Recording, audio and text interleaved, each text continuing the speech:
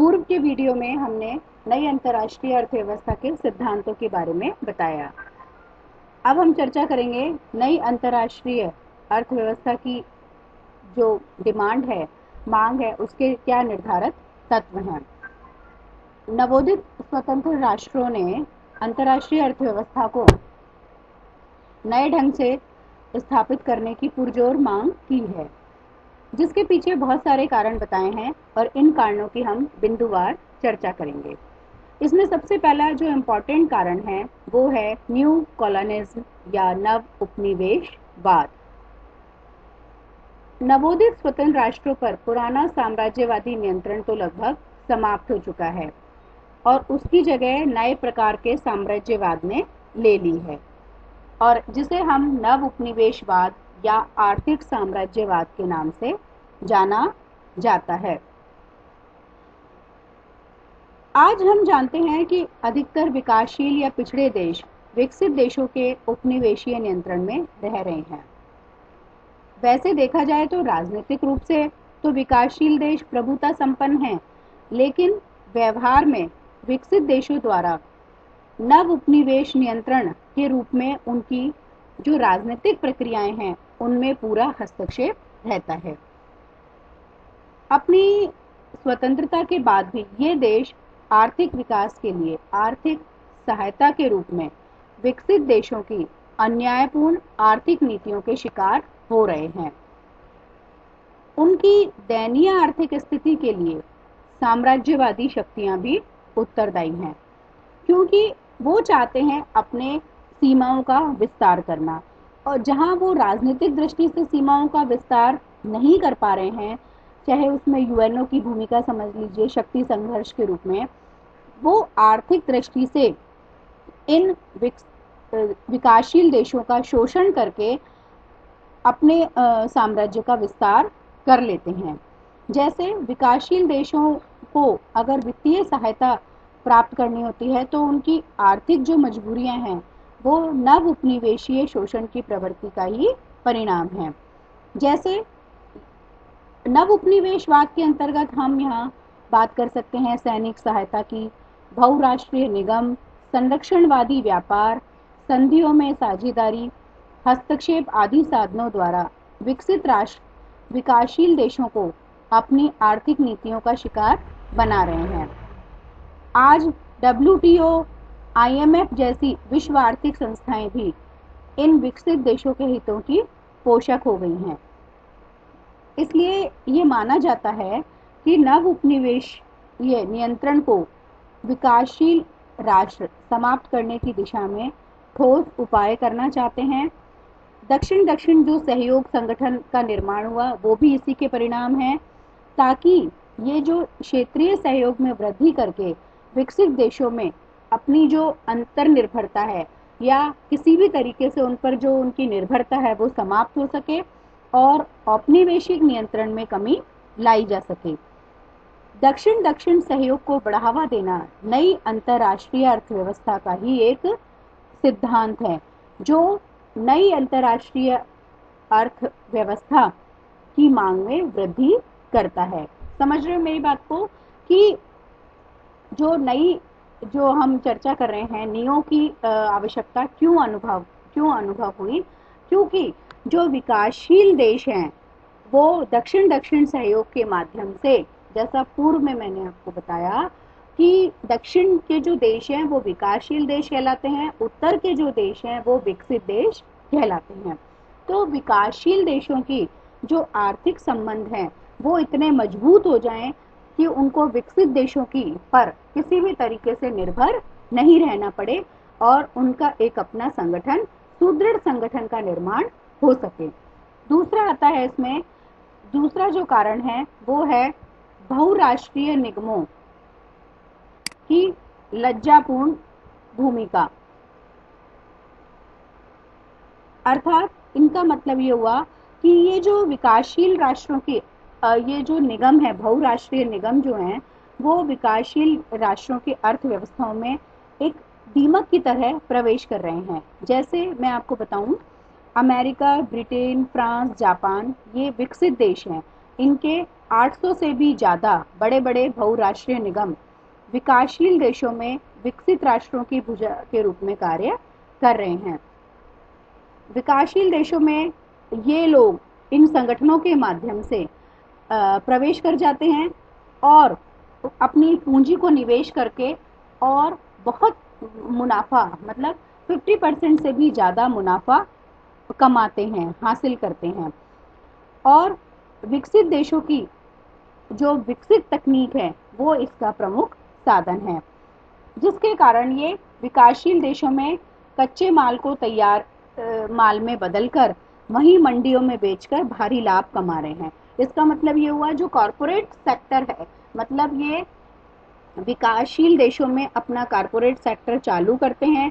इनके पास advance techniques हैं, उन टेक्निक्स का यूज़ करके ये हमारे ही क्षेत्र में उस दाम को, हमारे ही रॉ मटेरियल को यूज़ करके, हमारे से मतलब विकासशील देशों के रॉ मटेरियल को यूज़ करके और उसको भारी मुनाफे के साथ में वहीं उसी मंडियों में बेच देते हैं, जिससे विकसित राष्ट्रों की पकड़ मजबूत होती जा रही है। अब हमारे सामने, विकासशील देशों के सामने ये समस्या है कि इन निगमों का उनके पास कोई तोड़ नहीं है। ये निगम नव उपनिवेशवाद का एक मजबूत साधन होने के नाते विकसित देशों के हितों में लगातार वृद्धि कर रहे हैं और विकासशील देशों का भरपूर आर्थिक शोषण कर रहे हैं। आज अधिकतर विकासशील देश विकसित देशों की इस चाल को धीरे धीरे समझ रहे हैं और उन्होंने बहुराष्ट्रीय निगम भी, जो इसलिए विकासशील देशों की अर्थव्यवस्थाओं पर अपना एक नियंत्रण स्थापित करने का एक साधन मान लिया है। इसलिए विकासशील देश बहुराष्ट्रीय निगमों की शोषणकारी भूमिका को समाप्त करने के उद्देश्य से नई अर्थव्यवस्था की मांग कर रहे हैं। क्लियर हो गया कि बहुराष्ट्रीय निगमों द्वारा किस तरह से विकासशील देशों का शोषण किया जाता है। नेक्स्ट आता है इसमें हमारे उत्तर तथा दक्षिण देशों में गहरा अंतर है। उत्तर का अर्थ होता है विकसित देश और दक्षिण का अर्थ होता है विकासशील देश। उत्तर के विकसित देशों में हम सभी जानते हैं कि 30% जनसंख्या निवास करती है, बाकी विश्व की 70% जनसंख्या विकासशील देशों में रहती है और अपना आर्थिक वर्चस्व कायम किए हुए हैं। विकासशील देशों की प्रति व्यक्ति वार्षिक आय औसतन 100 पाउंड है, जबकि विकसित देशों में ये लगभग 3000 से 6000 पाउंड है।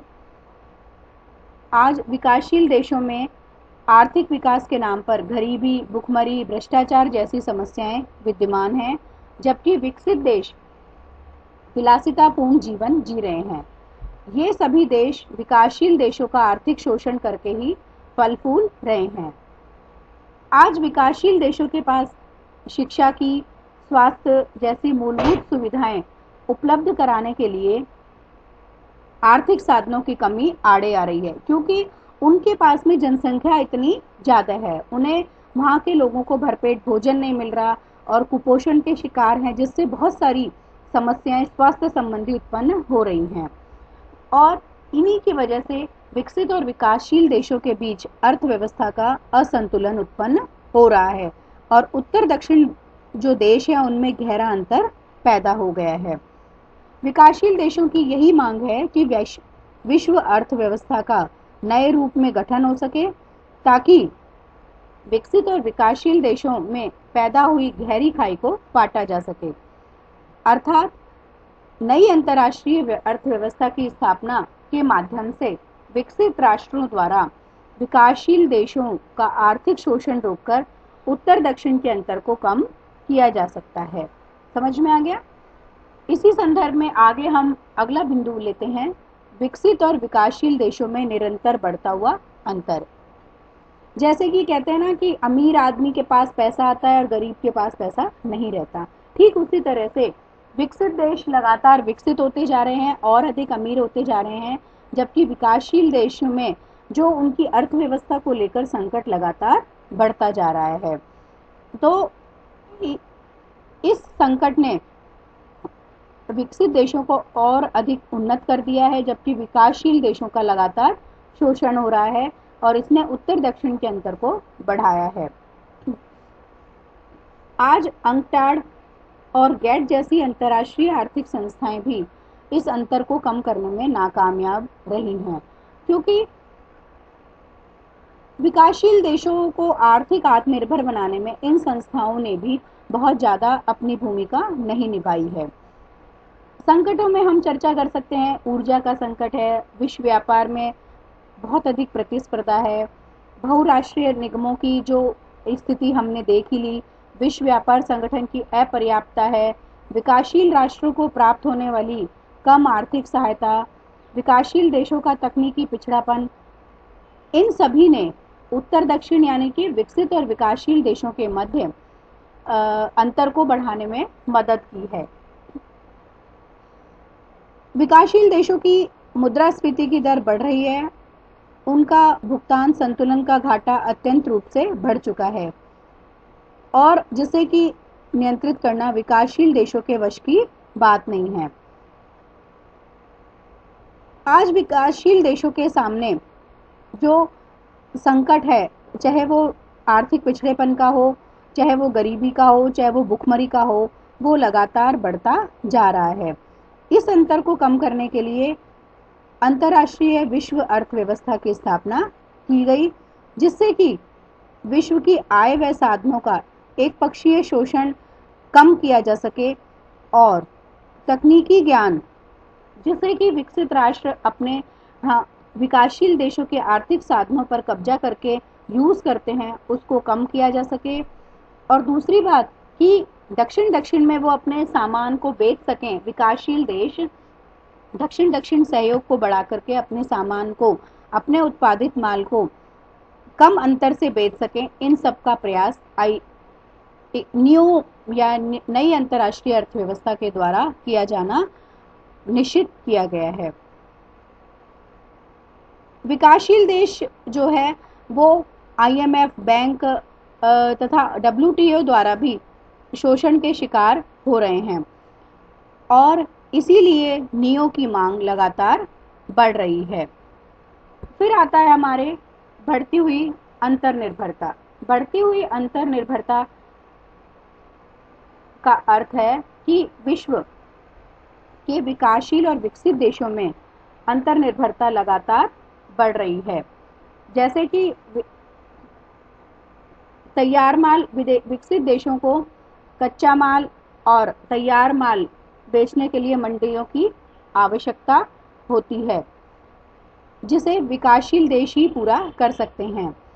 इसलिए कम विकसित या विकासशील देशों को अपने आर्थिक विकास के लिए आर्थिक सहायता और तकनीकी ज्ञान प्राप्त करने के लिए विकसित देशों की ओर देखना पड़ रहा है।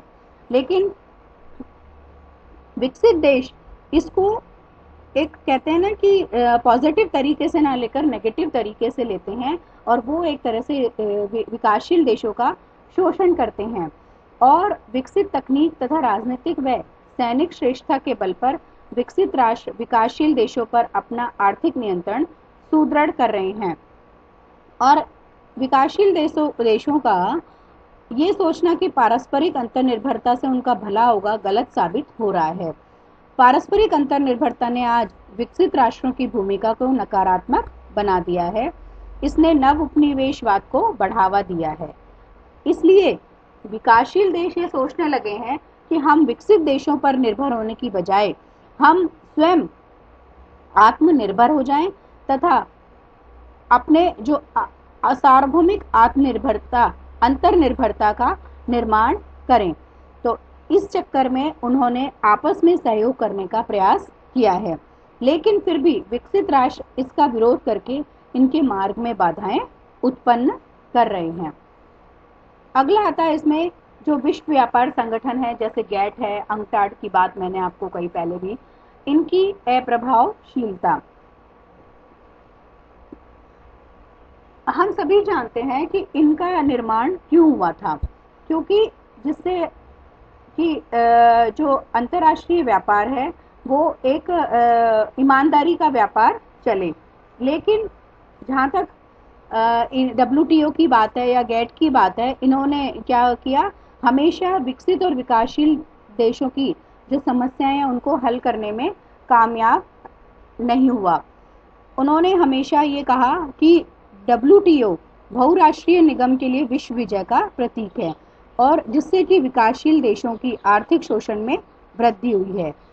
इसलिए तृतीय विश्व के देश नई अंतर्राष्ट्रीय व्यवस्था की स्थापना की पुरजोर मांग करते हैं ताकि न्यायपूर्ण आर्थिक संबंधों का विकास हो सके। Thank you so much. आगे के वीडियो में हम न्यू ट्रेंड्स का इसमें चर्चा करेंगे, इकोनॉमिक ऑर्डर की, नई अंतर्राष्ट्रीय राजनीतिक प्रवृत्तियों की। धन्यवाद।